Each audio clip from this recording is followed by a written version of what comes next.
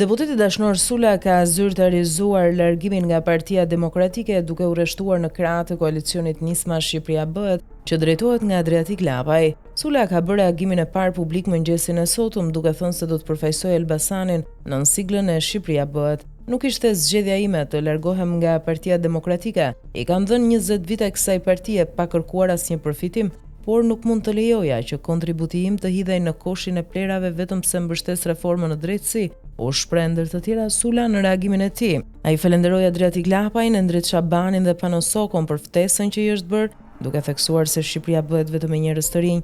Sula u shpreh se mbështetja e tij për institucionet e drejtësisë do të vijojë edhe në parlamentin e ardhshëm, duke u vetquajtur sërish si spakist. Reagimi i plot i Sulës: Të dashur miq, jam i lumtur t'u njoftoj se demokratët e Elbasanit do t'i përfaqësojnë parlamentin e ardhshëm nën siglën e koalicionit Nisma Shqipëria Bëhet. U jam shumë i njohës Adriatik Lapajt, Endrit Shabanit dhe Panosokos, këtyre djemve të rinj dhe të papërfolur që më ftuan të kandidoj në zgjedhjet e 11 majit. Unë i falenderoj dhe shpreh mirënjohje edhe për drejtuesit e forcave të tjera politike që për etik nuk po i përmend që më ftuan të bashkohesha në ekipin e tyre pas medaljes që më dhanë si spakist. Mendoj se Shqipëria bëhet dhe bëhet vetëm me djem të rinj.